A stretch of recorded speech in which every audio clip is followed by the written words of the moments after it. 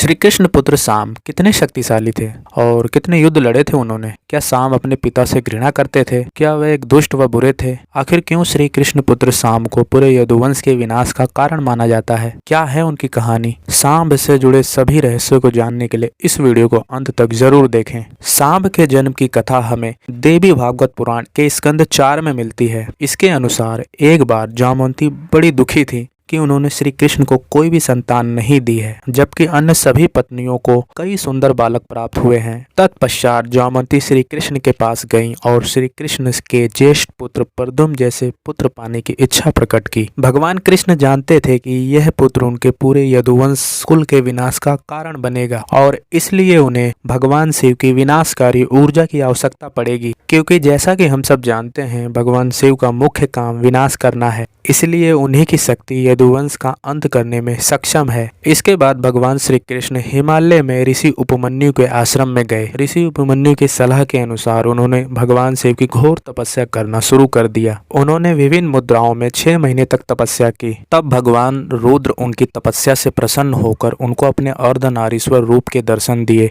और श्री कृष्ण से वर मांगने को कहा। श्री कृष्ण ने भगवान शिव से कहा, मुझे आपके ही जैसा शक्तिशाली, तेजस्वी व आपकी विनाशकारी शक्तियों से संपन्न एक सुंदर पुत्र चाहिए। तत्पश्चात कुछ समय बाद सांब का जन्म हुआ। भगवान शिव के अर्धनारीश्वर रूप को सांब कहा जाता है, इसलिए श्री कृष्ण के पुत्र का नाम सांब रखा गया। महाभारत के सभा पर्व 4 के अनुसार प्रद्युम्न, सांब, सात्यकी तथा अनिरुद्ध ने अर्जुन के पास जाकर धनुर्वेद की संपूर्ण शिक्षा ली थी। सांब कितने शक्तिशाली थे, इसका वर्णन हमें महाभारत पर्व 120 में मिलता है। इसके अनुसार सांब ने बालक अवस्था में ही संभरासुर की सेना को अकेले ही नष्ट कर दिया था। महाभारत के युद्ध में सांब ने ना जाने कितने ही योद्धाओं का अंत कर उन्हें यमलोक पहुंचा दिया था। एक बार जब साल्व ने अपने संपूर्ण सेना के साथ द्वारिका पर आक्रमण कर दिया, तब उस समय श्री कृष्ण द्वारिका में नहीं थे। तब सांब ने साल्व के मंत्री और सेनापति को अकेले ही युद्ध में परास्त कर दिया था। जब बाणासुर ने श्री कृष्ण के पोते अनिरुद्ध को बंदी बना लिया था, तो उस समय बलराम, श्री कृष्ण, प्रद्युम्न आदि के साथ सांब ने भी लगभग 12 अक्षौणी सेना के साथ बाणासुर के साथ युद्ध किया। वह बाणासुर के पुत्र को भी परास्त किया था। भगवान श्री कृष्ण की तरह ही सांब भी 16 कलाओं से संपन्न थे। वह श्री कृष्ण के समान ही शक्तिशाली थे। उन्हें भी सभी मायावी शक्तियों का ज्ञान था। महाभारत के अनुसार सांब का दिल दुर्योधन और भानुमति की पुत्री लक्ष्मणा पर आ गया था और दोनों एक दूसरे से प्यार करने लगे थे। दुर्योधन के पुत्र का नाम लक्ष्मण और पुत्री का नाम लक्ष्मणा था। दुर्योधन अपने पुत्री का विवाह के लिए एक बार स्वयंवर आयोजित किया, जहाँ अनेक महारथी वीर पधारे थे, पर लक्ष्मणा उनमें से किसी से भी विवाह नहीं करना चाहती थी। उधर जब द्वारिका में सांब को ये सूचना मिली कि दुर्योधन अपनी पुत्री के इच्छा के विरुद्ध उसका विवाह करना चाहता है,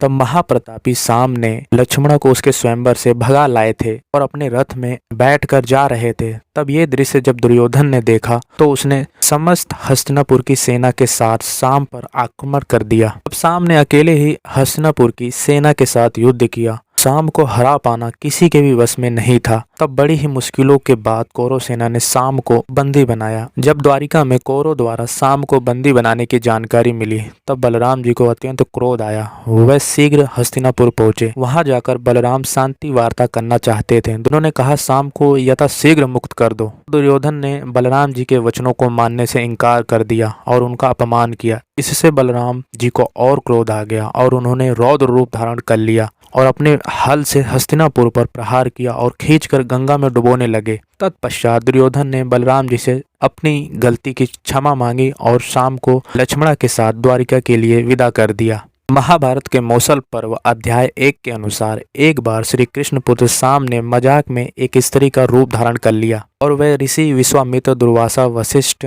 और नारद के पास पहुंचा। वह सभी द्वारिका में श्री कृष्ण से बात कर रहे थे। अब सांब ने उनसे कहा कि वह गर्भवती है और सभी ऋषि उसे बताएं कि उसके गर्भ में पल रहे शिशु लड़का है या लड़की।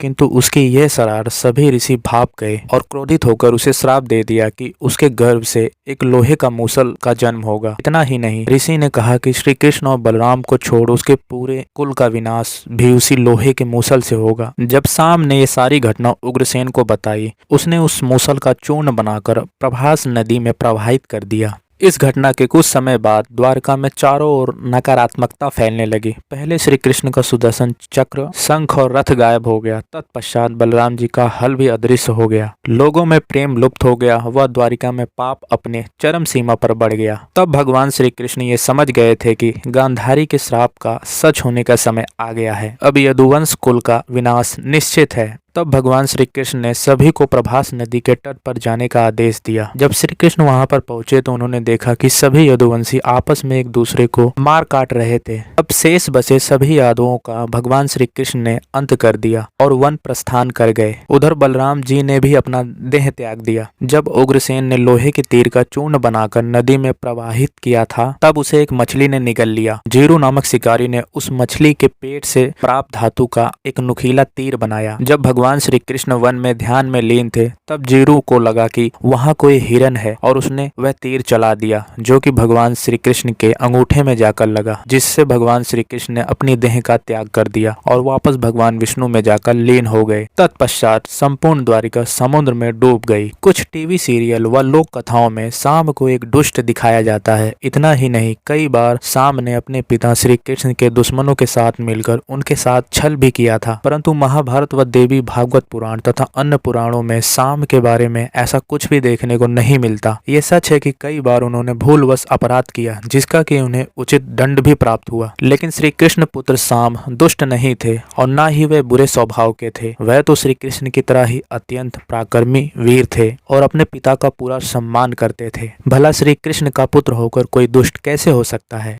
आज के इस वीडियो को हम यहीं पर समाप्त करते हैं। आशा है आपको वीडियो पसंद आई हो। वीडियो पसंद आए तो वीडियो को लाइक करिए, शेयर करिए और अगर आप चैनल पर पहली बार आए हो चैनल को सब्सक्राइब करिए और बेल आइकन को दबा के ऑल पे क्लिक कर लीजिए, क्योंकि इसी तरीके का हम धार्मिक वीडियो इस चैनल पर अपलोड करते रहते हैं। हम मिलते हैं आपसे फिर किसी नए वीडियो में। तब तक के लिए जय श्री राम, जय हनुमान।